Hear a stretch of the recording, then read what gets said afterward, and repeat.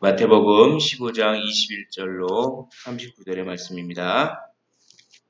마태복음 15장 21절부터 39절의 말씀입니다. 우리 찾으신 줄로 알고 한 절씩 교독을 하시고 마지막 절을 함께 읽도록 하겠습니다. 예수께서 거기서 나가사 두로와 시돈 지방으로 들어가시니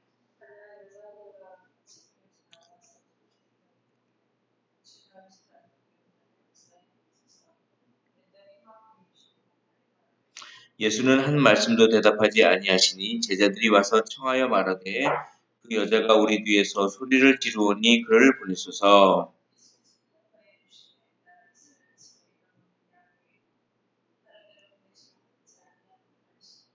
여자가 와서 예수께서 라며 이르되 주여 저를 도우소서.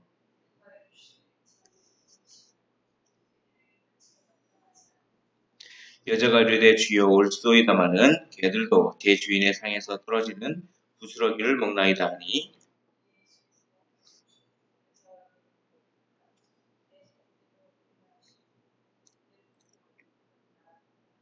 예수께서 거기서 떠나사 갈릴리 호수가에 이르러 산에 올라가 거기 앉으시니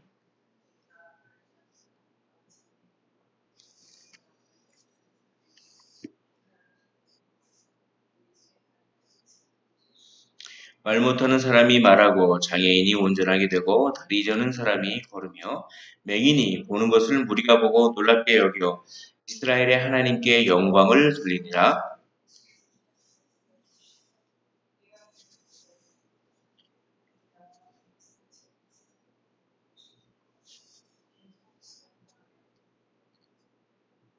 제자들이 이르되 광야에 있어 우리가 어디서 이런 무리가 배부를 만큼 떡을 얻으리이까.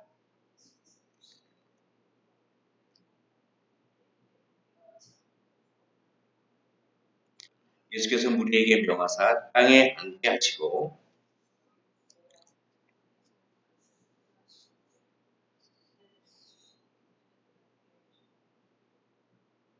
다 배불리 먹고 남은 조각을 7 광주리에 탁히 거두었으며 함께 읽겠습니다. 예수께서 무리를 흩어보내시고 배에 오르사 마가단 지경으로 가시니라. 아멘. 오늘 15장 후반부는 특별히 이제 가나안 여인이라고 하는 수로보니게 여인 믿음에 대해서 말씀하시고 또 많은 그런 병든 사람들을 또 고치시고 그리고 또 4,000명을 먹이시는 이런 일련의 사건들이 쭉 3가지 사건들이 연속되어 있습니다. 공통점이 있습니다. 이 3 사건들은 이방인 지역에서 행했던 그런 사건들입니다. 오늘 15장 21절 부터 해서 이렇게 39절까지 후반절 앞에 15장 1절부터 20절까지는 바리새인들과 서기관들이 일종의 딴지를 거는 장면이 나옵니다. 왜 이렇게 당신의 제자들이 손을 씻지 않고 이렇게 떡을 떼느냐, 이렇게 식사를 하느냐 하면서 딴지를 걸고 그때 예수님께서 정말 진짜 정결한 것은 마음이다라고 하면서 이제 그런 장면이 이렇게 나왔는데 그런 다음에 예수님께서 21절 예수께서 거기서 나가사 두로와 시돈 지방으로 들어가시니 이 말씀을 봅니다. 거기서 나가십니다. 그러니까 그렇게 예수님에 대해서 받아들이지 못하고 적대시하는 그곳 거기서 나가사 이게 참 큰 어떤 울림과 의미를 줍니다. 그래서 이제 오히려 자신들이 하나님에 대해서 가장 잘하고 그런 사람들이었다는 서기관과 바리새인들은 하나님의 보내심을 받은 자를 그렇게 적대시하고 받아들이지 않고 했는데 하나님의 보내심을 받은 예수께서 거기서 나가십니다. 그래서 어떻게 됩니까? 이제 이방인 지역으로 갑니다. 두로와 시돈 지방으로 들어가시니 22절에 가나안 여자 하나가, 왜 하필이면 가나안이라는 말씀 썼을까요? 가나안 하면은 구약에서 이스라엘과를 적대시했던 그런 민족을 연상을 시킵니다. 그런데 그 여자 하나가 그 지경에서 나와서 벌써 그냥 예수님께서 오니까 벌써 경계 지역부터 막 이제 일종의 마중을 나온 것 같습니다. 그래서 막 소리를 지릅니다. 주 다윗의 자손이요. 이것도 참 어떻게 보면 되게 인상 깊은 표현입니다. 가나안 여자, 이스라엘을 적대시했던 그 민족의 여자가 다윗의 자손이라고 하는 말을 쓰면서 나를 불쌍히 여기소서, 내 딸이 흉악하게 귀신 들려 있나, 그럴 정도로 막 예수님에 대해서 간절함으로 이렇게 찾는 그런 모습입니다. 오히려 이방인 여인이었던 그 사람이 그렇게 예수님을 찾습니다. 그런데 예수님께서 반응이 23절에 예수는 한 말씀도 대답하지 아니하시니, 예수님께서 대답을 안 하십니다. 반응은 안 보이십니다. 우리가 반응을 안 보이면 얼마나 그게 상처가 됩니까? 요즘에 뭐 이렇게 카톡을 보내도 하루든 이틀이든 계속 대답을 안 하면 그것도 일종의 상처가 되는데, 이 여자는 그 저 지경에서부터 나와서 소리도 질러가면서 또 다윗의 자손이라고 하면서 나를 불쌍히 여기소서 이렇게 계속 소리를 지르는데 한 말씀도 대답하지 아니하시니 상당히 마음의 상처가 될 것 같습니다. 그런데 그럼에도 불구하고 그 여인은 얼마나 간절했든지 계속 소리를 지르면서 계속 따라옵니다. 그러니까 제자들이 그게 너무나 부담이 됐든지 제자들이 와서 요청을 합니다. 청하여 말하되 그 여자가 우리 뒤에서 소리를 지르니 그를 보내소서, 이렇게 얘기합니다. 그래서 예수님께서 나는 이스라엘 집에 잃어버린 양 외에는 다른 데로 보내심을 받지 아니하였노라, 이렇게 말씀합니다. 이것은 어떤 구원의 우선순위가 분명히 있죠. 그걸 얘기합니다. 근데 여자가 와서 저를 넙죽들하고 주여 저를 도우소서라고 하는데, 예수님께서 26절에 대답하여 이르시되 자녀의 떡을 취하여 개들에게 던짐이 마땅하지 아니하니라. 사실 이렇게 말할 필요가 없었습니다. 이 말은 뭐냐면 구원의 우선순위가 있다, 사실 이런 말씀인데, 이 말씀은 사실 이렇게 표현을 하지 않고 24절과 같이 표현할 수가 있었습니다. 24절에 제자들에게 이렇게 얘기합니다. 예수께서 대답하여 이르시되 나는 이스라엘 집에 잃어버린 양 외에는 다른 데로 보내심을 받지 아니하였노라. 이 말을 제자들에게 했지만 이 말을 동일하게 예수님을 찾았던 여인에게도 이렇게 얘기할 수가 있었습니다. 나는 이스라엘 집에 잃어버린 양 외에는 다른 데로 보내심을 받지 아니하였다, 이렇게 얘기할 수 있는데, 이 같은 어떻게 보면 같은 구원의 어떤 우선순위를 가리키는 말을 이렇게 표현하지 않고 자녀의 떡을 취하여 개들에게 던짐이 마땅하지 아니하니라, 이렇게 비유를 통해서 이렇게 말씀을 했는데, 이것은 여인의 반응을 다분히 아시고 기대하셨기 때문에 이렇게 질문하지 않았을까라고 생각이 듭니다. 이것은 사실 여인을 되게 비하하는 얘기는 아닙니다. 이거는 보통의 가정집에서 주인이 있고 일종의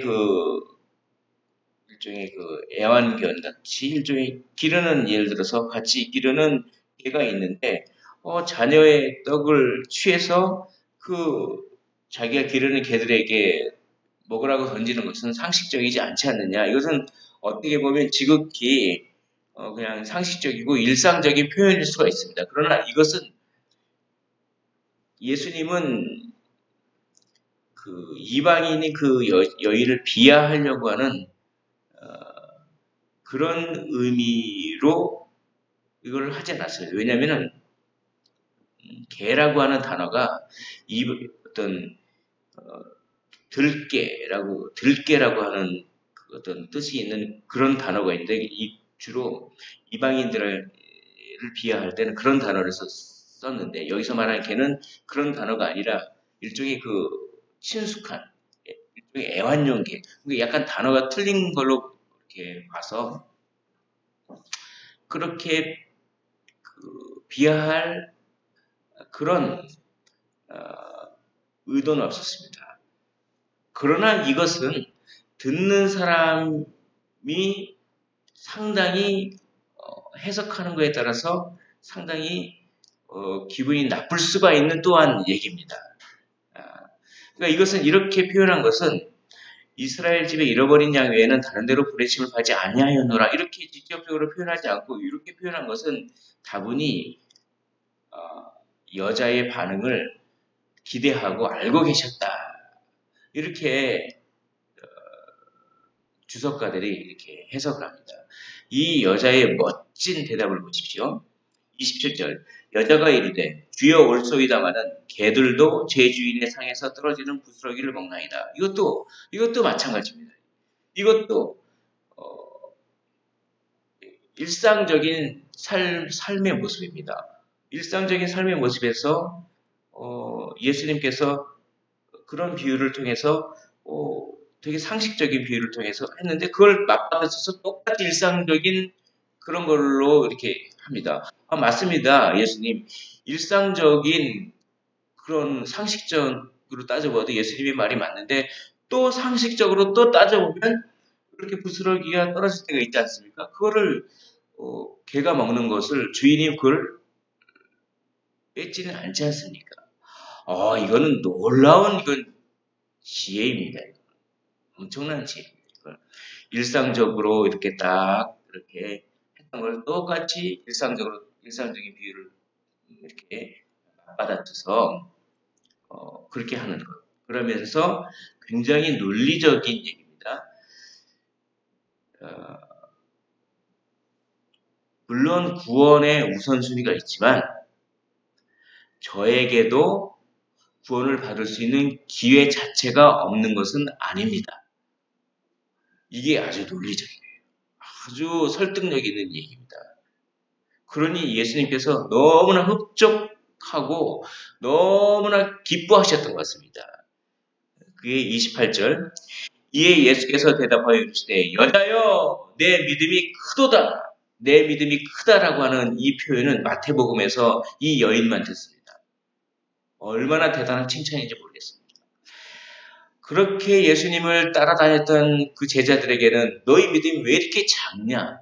너희 믿음이 작다. 너희 믿음이 작도다. 이렇게 계속 얘기했는데 오히려 그 가나안 여인, 이 이방 여인, 소외된 여인, 그 여인에게는 내 믿음이 크도다. 이건 엄청난 칭찬입니다. 내 소원대로 되리라 하시니 그때로부터 그의 딸이 나으니라. 바로 예수님을 잘 알아야 마땅했던 바리새인과 서기관 그리고 제자들은 예수님을 배척하거나 예수님에 대해서 어리둥절하거나 잘 몰랐습니다. 그러나 오히려 예수님에 대해서 잘 모를 것 같은, 그러니까 잘 모른다기보다는 예수님에 대해서 이렇게 잘 받아들이지 않을 것 같은 그런 소외된 이방 여인이 오히려 간절한 믿음으로 예수님을 받아들이는 이런 모습을 마태는 소개하고 있습니다. 그러면서 뭡니까? 이제 이 복음이 이방인에게도 전파된다. 거기에 대한 타당성입니다. 왜냐? 15장 초반부에서 그 유대인들의 핵심인 서기관과 바리새인들이 오히려 복음을 거부했기 때문에 이제 이방인 지역으로 복음이 전파되는 것은 너무나 타당하다. 어떤 이런 메시지가 여기 담겨 있는 것입니다. 혈통이 중요한 것이 아니라 믿음이 중요합니다.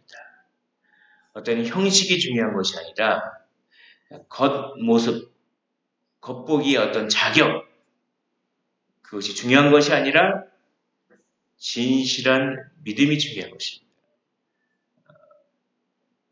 겉만 번지르르 한 어떤 정결 예식을 한다고 해서 손 씻는다고 해서 그것이 중요한 것이 아니라 중요한 것은 마음이라는 것입니다. 그래서 이것은 15장 전반부와 어떻게 보면 동일한 주제로 이렇게 갑니다. 그러면서 이제 복음이 이방인 지역에 확 열리는 그런 모습을 역동적으로 쫙 그려내고 있습니다. 그런 다음에 보십시오.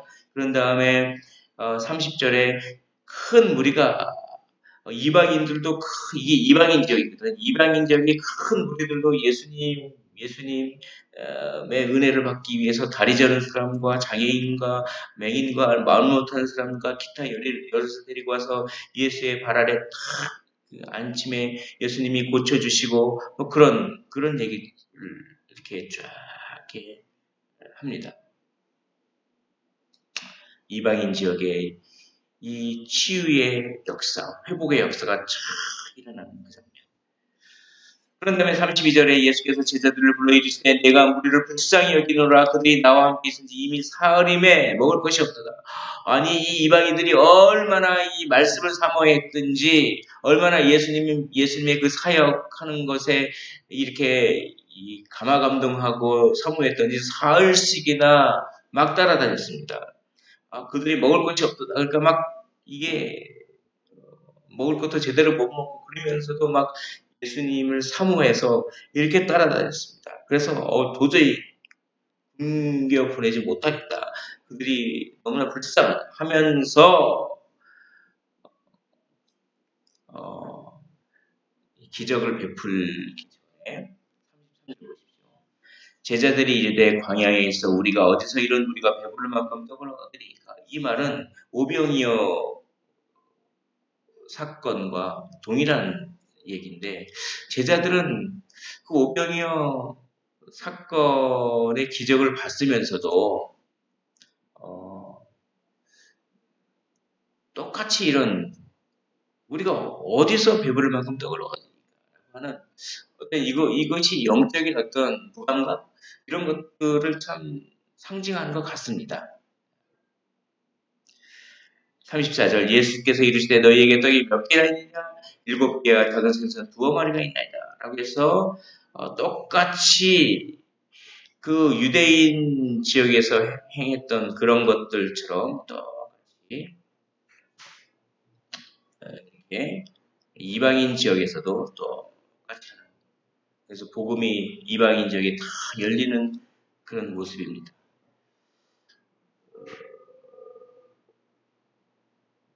이 이방인들은 소외된 사람들을 상징합니다. 소외된 여인들, 소외된 그 이방인 사람들, 특별히 이렇게 연약하고 가난하고 그렇게 육신이 아픈 사람들, 뭐 이런 사람들. 그러나 이런 사람들이 예수님을 사모했습니다. 그러자 이런 사람들에게 예수님의 놀라운 은혜가 이렇게 막 쏟아지는 복음이 이방으로 전파되는 그런 모습을 봅니다. 진정으로 소외된 사람이 누굽니까? 이 본문에서 진정으로 소외된 사람은 이방인이 아니라 오히려 바리새인과 서기관이었던 것 같습니다. 또 진정으로 소외된 사람은 어떻게 보면 제자들인 것 같습니다. 제자들은 아직도 어리둥절합니다. 아직도 그렇게 예수님을 따라다니면서도 아직도 깨닫지 못하는 어떠한 그런 모습이 나오는 그런 것입니다. 어찌 보면 예수님께서는 이 이방 지역으로 가셔서 이렇게 그 여인의 반응을 이렇게 더 여인의 반응을 더 극적으로 끌어내기 위해서 그런 말씀을 하시고 이방인 사람들의 그 사모한 그들이 나와 함께 있은 지 이미 사흘이다 뭐 이런 식으로 얘기하시고 이런 것들이 다 누구 들으라고 하는 것 같습니까? 제자들 들으라고 하는 것 같지 않습니까? 제발 너희도 깨어라. 너희들이 진짜 소외되지 않았니?